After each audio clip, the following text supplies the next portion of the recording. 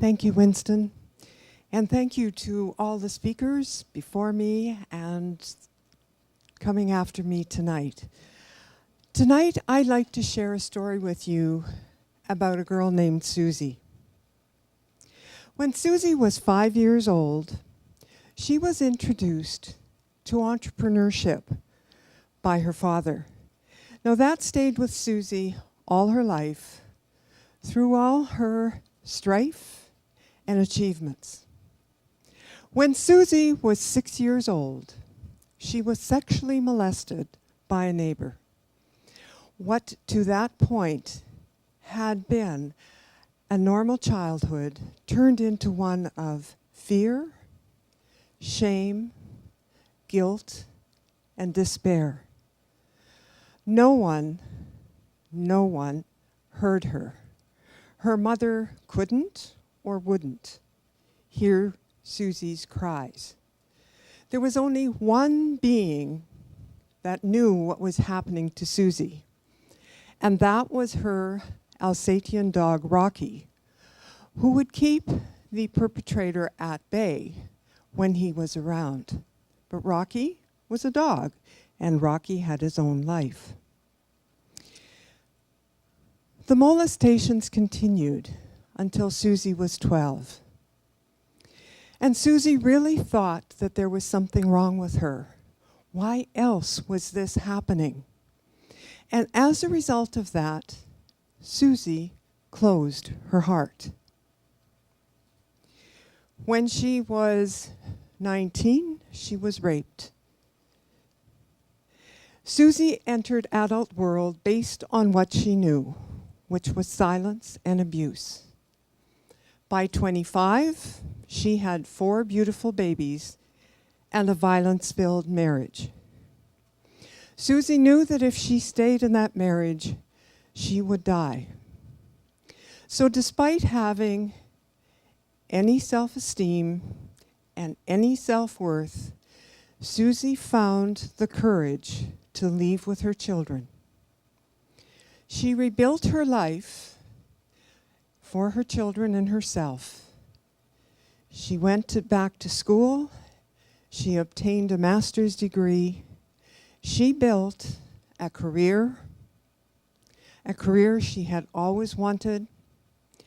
She found her dream job, and she was excited because she was serving the public. But it was as stated earlier, the universe knocks, and if you don't listen, it knocks and it knocks, and that's what it did for Suzy. Until one day,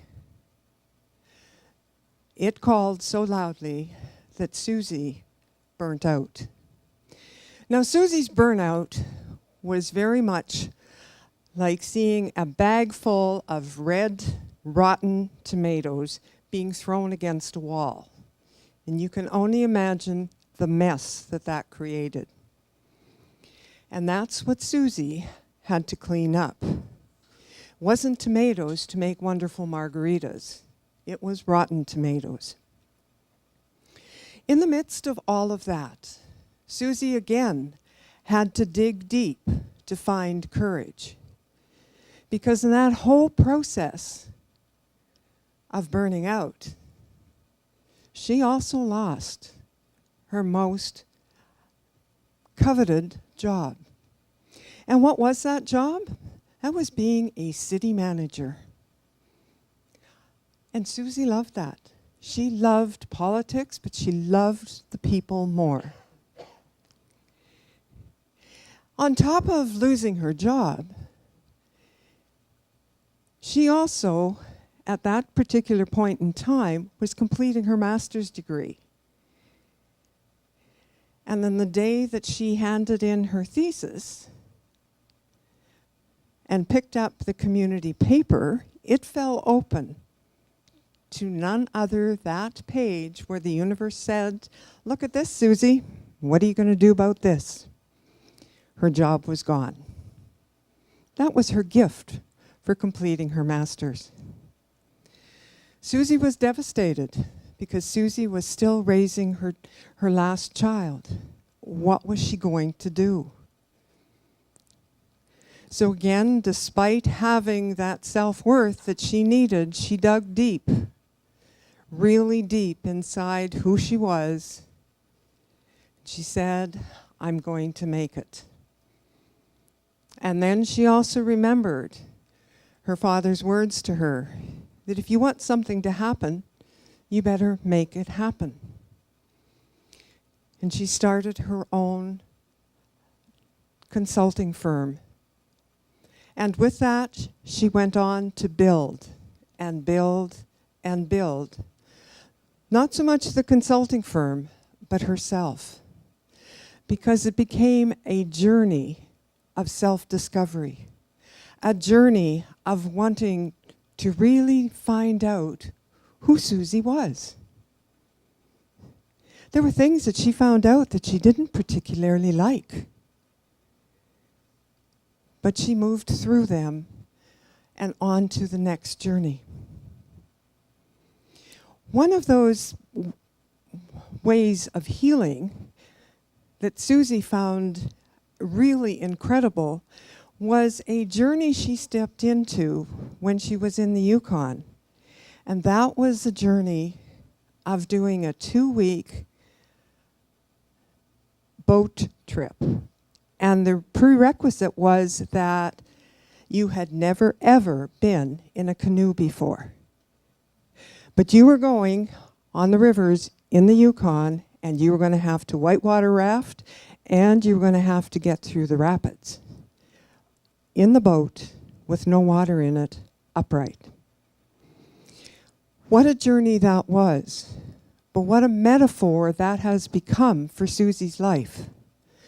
Because that whole process up and down the Yukon River really developed for Suzy that shift happens in all sorts of different ways. And it's about embracing the shift. Life has been a challenge for Suzy, but she ventured on, bringing courage into so much of what she does. For her,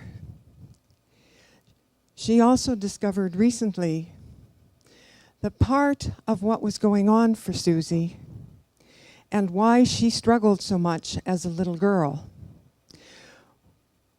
was the discovery that in her mother's womb, she picked up the fear and the rejection that her mother didn't really want a third pregnancy. When Suzy discovered that in 2017, that helped her to explain so much of what had gone on in her life.